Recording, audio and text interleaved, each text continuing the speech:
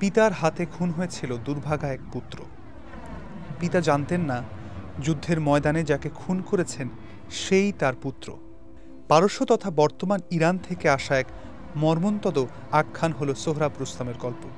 সোহরাব রুস্তমের এই কাহিনী আপনারা জানেন, কিন্তু আপনি কি জানেন সোহরাব রুস্তমের মর্মান্তিক বেদনা নিয়ে বাংলাদেশের কবি শামসুর রহমান লিখেছেন অসাধারণ এক কবিতা। এই কবিতায় উঠে এসেছে ইরানি ঐতিহ্যের এমন এক আখ্যান যার সঙ্গে আমরা খুবই পরিচিত। শামসুর রহমানের মৃত্যুদিনে শুনুন তার সেই বিষাদ ঘন কবিতা। ইকারুসের আকাশ কাব্যগ্রন্থ থেকে নেয়া এই কবিতায় খুনি পিতা রুস্তমের জবানিতে উঠে এসেছে রক্ত আর অশ্রুর গাঁথা। কেমন সূর্যাস্ত এলোছে চরাচরে, রক্তচ্ছটা সর্বত্র ভীষণ জলচটে, ধরায় দারুণ জ্বালা আমার দু চোখে। আর আর যেদিকে তাকাই দেখি শুধু একটি ফ্যাকাশে মুখ, নিষ্প্রভ তরুণ ফল যেন ভুলুণ্ঠিত গোধূলি। ঝকঝকে বল্লমের মতো মনে পড়ে উঠেছিল ঝোল শেষে ক্রূর রণক্ষেত্রে সুকান্ত তেজস্বী যুবা। যদিও দুরন্ত যোদ্ধা, তবু ছিল না অধ্যত্ত কিংবা কর্কশতা কণ্ঠস্বরে। যেমন সে অশ্বারোহণে কি অস্ত্রশিক্ষায় নিপুণ, তেমনি পারদর্শী বাক্য উচ্চারণে, সৌজন্যে ভাস্বর। শত্রু সংহারের নেশা যে বীরের শিরায় শিরায় অত্যন্ত ফেনিল, তার কণ্ঠস্বরে রবারের সুর পাখি রোড়ার মতো। কখনো জানি না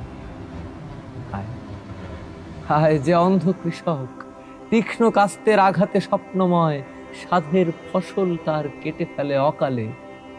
আমিও তারই মতো বিভ্রমের মনহুষ পূর্ণা জালে বন্দী হয়ে নিজ হাতে ক্ষিপ্র করেছি বিরামের আমার বয়সী। যে মহল গড়েছি নিয়ত স্বপ্নে, যখন তা কাছে এলো আসমানি ইশারায় প্রকৃত নির্মাণ হয়ে, নিজেই করেছি তাকে ধু ধু ধ্বংসস্তূপ। কেন তাকে দেখা মাত্র হৃদয় আমার হয়নি উদ্বেল পিতৃস্নেহে? নিমিষেই কেন চোখ হয়নি বিপুল বাষ্পাকুল? তবে কি রক্তের টান দুর্মর সংস্কার কোনো? শুধু শুধু জনশ্রুতি, যুগ যুগ ধরে যা লালিত, যুগ যুগ ধরে যা লালিত আমাদের যৌথ সরল স্মৃতিতে। কেন তাকে দেখা মাত্র বর্ম খুলে ফেলে অস্ত্র রেখে জড়িয়ে ধরিনি বুক, নিইনি মাথার ঘ্রাণটা? তাহলে পাজরে তার বর্ষা চালনার আগে কেন কেন কাঁপেনি আমার বুক এক রত্তি? কেন এই হাত মুহূর্তে হয়নি শিলীভূত? জয়মত্ত বীর হইনি স্থবির কেন ক্ষণকাল? কেন অহমিকা রৌদ্র ঝলসিত শিরস্ত্রাণ হয়ে রইল সর্বক্ষণ? ধিক তোকে হে মূঢ় অহমিকা, ধিক। তাহমিনা, মিথ্যার অক্ষরে কেন লিখেছিলে বিভ্রান্ত খেয়ালে প্রতারক পত্র তুমি 18 বছর আগে? কেন পুত্রের পিতাকে রেখেছিলে পুত্রহীন করে? কেন? তুমি তো জানো না এই হতভাগ্য পিতা পুত্রহীন হয়েছে দ্বিতীয়বার। তুমি তো জানো না তাহমিনা, তোমার দুলাল আজ এই বিয়াবানে কি নিষ্প্রাণ, কি নিস্পন্দ পড়ে আছে অশ্রুময় ঘাতক পিতার ফজুল স্নেহের ক্ষীমাতলে। কেন আমি আজ তাকে মিছে মিছে করি দায়ী? রাক্ষারোহী রুস্তম কি ছুটে পারত না যেতে ভুল আত্মজার জন্মের সংবাদ পেয়ে? কেন সে যায়নি 5-10 মাস পরে, কিংবা 2-4 বছর পরে? কেন তার রক্তে জাগেনি কল্লোল সন্তানের আকর্ষণে? কন্যা কি সন্তান নয়? তবে কন্যার ওষ্ঠে কি হাসি ফোটে না কখনো, কিংবা তার মাথায় থাকে না ঘ্রাণ? কন্যা পিতাকে 2 হাতে ধরে না জড়িয়ে? খেলনার জন্য করে না আবদার কোনোদিন? থাকে না প্রবাসী জনকের প্রতীক্ষায়? কন্যার শিরায় প্রবাহিত হয় নাকি জনকের সতেজ শোণিত ধারা? আনবোলা পরিন্দা সেও তো যোজন যোজন দূর থেকে উড়ে আসে নিড়ে তার শাবকের স্নেহ বসে। সন্তান পুত্র কি কন্যা করে না বিচার? হায় হায়, কোন অভিশাপে হে রুস্তম, রণমত্ত অবিচল স্নেহহীন প্রবাদ প্রতিম বীর। তুমি তুমি রেখেছ নিজেকে দূরে এতকাল দয়িতা এবং সন্তানের কাছ থেকে। কি এমন ক্ষতি হতো, কি এমন ক্ষতি হতো কার, যদি এ যুদ্ধের ডঙ্গা স্তব্ধ হতো অনেক আগেই, যদি দৈব বলে আফ্রোসিয়াবের রণমত্ততার হতো অবসান এই সর্বনাশা দৈরথের আগে, যদি কায়কাউসের জলপায় পাতা উঠত নেচে আমার পুত্রের বুকে রুস্তমের মনহুষ বর্ষা উদ্যত হওয়ার আগে। কিন্তু কিন্তু হায়, হওয়ার আমরা ধনুক যার হাতে, তিনি নিজস্ব ইচ্ছায় বাঁকান যতটা আমাদের ততটাই বেঁকে যাই।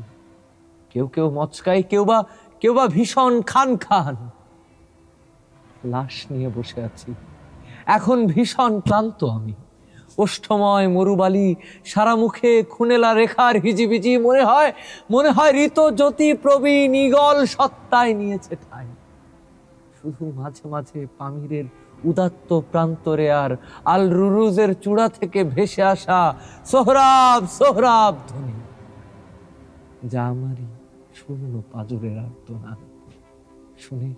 শুনে কেঁপে উঠি, যেন মরুর শীতার্ত রাতে আহত নিঃসঙ্গ পশুরাজ।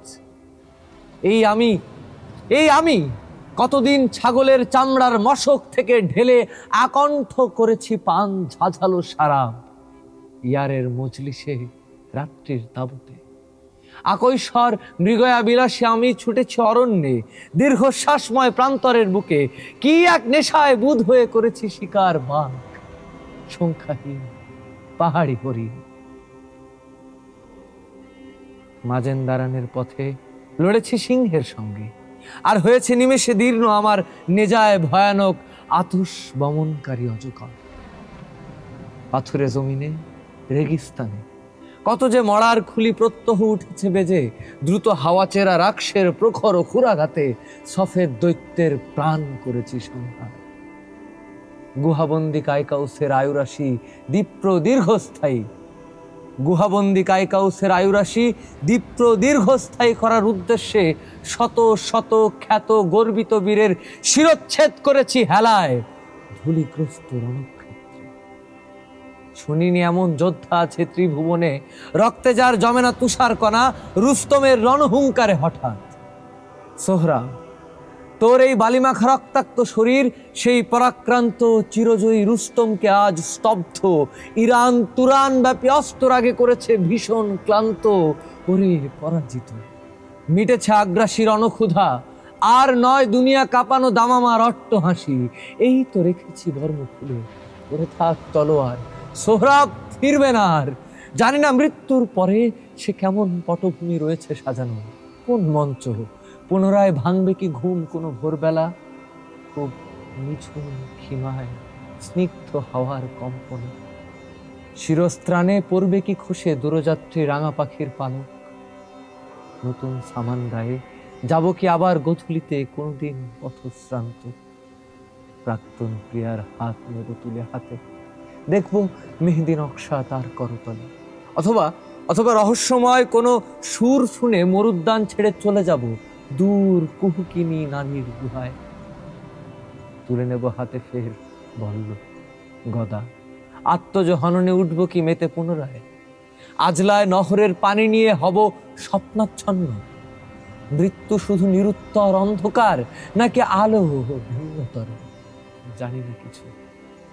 তবে আজ জোনাকির আসা যাওয়া অন্য মানে প্রায় আমার নিকট। শোনো রাক্ষ, নিত্য সঙ্গ কাল শ্রান্ত হে অশ্ব আমার, নেই অবসর, রাত্রি ছেয়ে আসে, এখন প্রস্তুত হও। তোমার কেশর গুচ্ছ থেকে ঝেড়ে ফেলো হাহাকার। আমাদের যেতে হবে দূর আপন সস্তানে, বইতে হবে প্রিয় সওদা শোকে। তোমার সওয়ার দুই একজন মৃত, অন্যজন জীবন মৃত।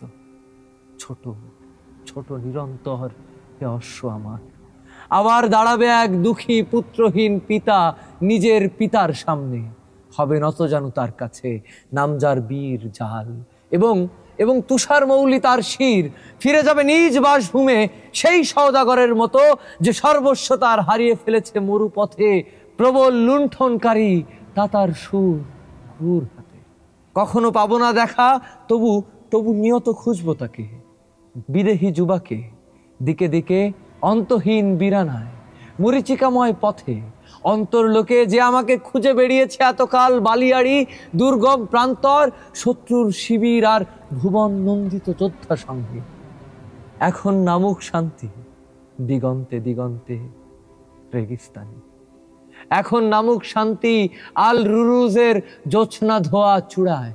নামুক শান্তি ইতিহাস তরঙ্গিত এই আমোদ দরিয়ায়। আর সামান গায়ের গুলবাগে, ফলের বাগানে, রৌদ্র ঝলসিত নহরে নহরে, দিনান্তে উটের কাফেলায়, হরিণের পিপাসায়।